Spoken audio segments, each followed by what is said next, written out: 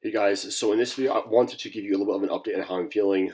So basically, I was able to return to training about 2 weeks ago, and this was the first week of training where things slowly started to get much better throughout the week, and I do attribute that mostly to kind of having my body weight come back again.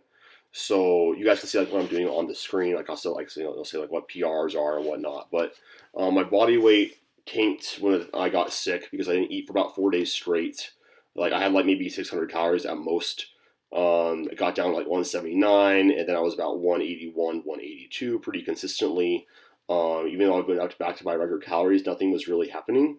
So kind of earlier on this week, I just got kind of sick of it, like not feeling very good, not feeling very full, or like I have much glycogen in my muscles. And although like weight training is not super glycogen intensive in terms of fuel demands, fuel source, modest glycogen depletion does impact performance to a pretty big degree, especially stamina, but also just like it can really alter your leverages. So that's been that was something that I was getting kind of frustrated with because before I got sick I was 188, got down to 180, and just was like 181, 182. Looked really flat, didn't really feel good. I got kind of like depressed looking at myself in the mirrors. I was like, kind of like, although like I was lighter, like I knew I had lost body fat. I hadn't really lost much muscle mass, whatever. Like I just didn't look good. I didn't look the same. I didn't feel the same. I got like kind of low key depressed, and I've been kind of dealing with some really big mental things this entire week.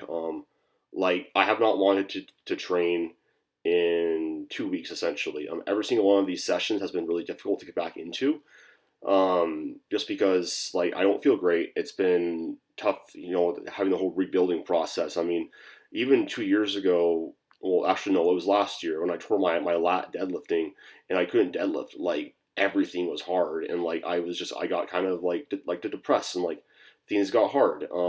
But my weight started to come back more towards the end of the week. I had a few higher calorie days.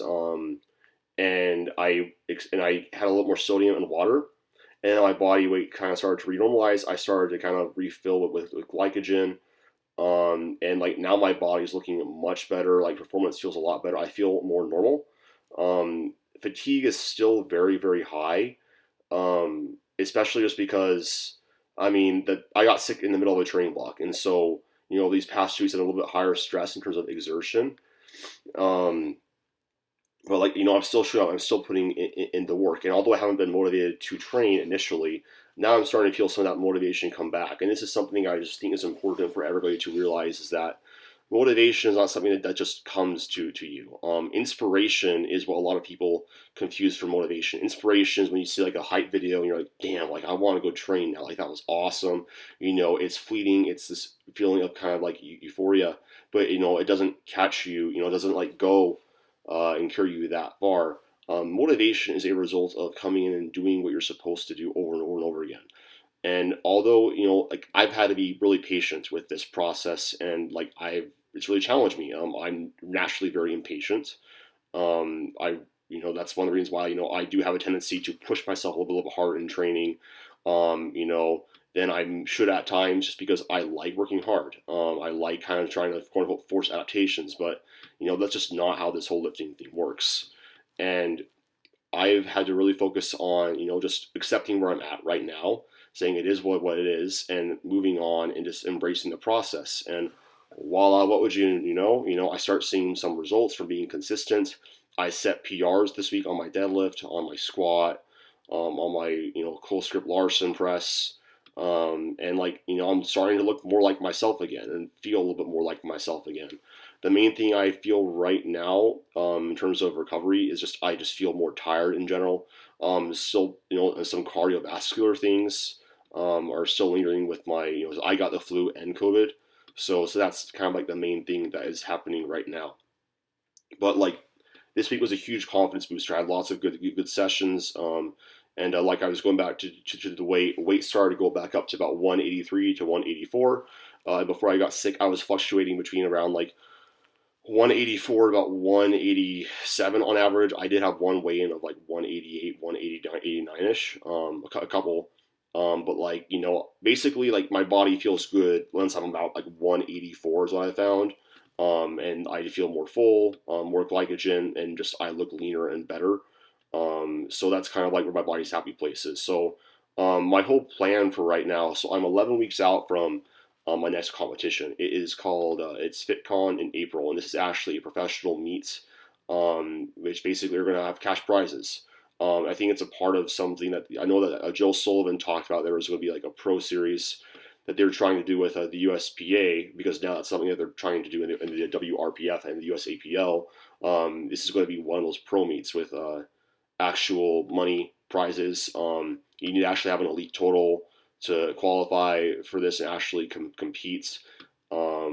And there's going to be about 25,000 people in attendance there, so I'm really excited for it. Like, as bummed out as I am that I had to pull out of this meet just because I want to have a full training cycle, and like I don't have any interest in competing at 82.5, 181 anymore because I'm just so tall.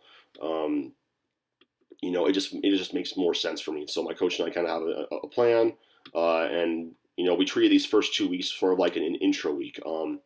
2 intro weeks back into training.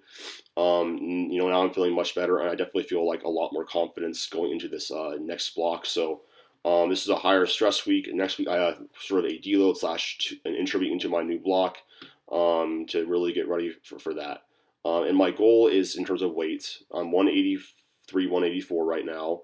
Last week's average was 183. And I've started to see like 184 again on the scale. It's mostly just glycogen and water weight coming back. But I want to gain about 2 to 3 pounds per month between now and FitCon. I'll weigh in like low 190s ideally. Take things slow, just because for my mental health when I'm gaining, because I do value like my leanness is something that I've worked hard for. I as much as I do powerlifting and I'm really focused on that performance, like I really like looking good, and so nothing fast happens with your body besides fat gain, and so taking your weight gain slow is the best idea. Like even on steroids, like you should still have the same rates of gain as you would if you're natty, like half a pound to a pound per week. The only difference with steroids is that because there's like more muscle protein synthesis going on all the time, and nutrient partitioning is elevated, therefore most of your gains are going to be, or more of your gains, a larger fraction of it is going to be clean. That's why usually enhanced guys can stay leaner year round, as opposed to naturals if they really want to gain.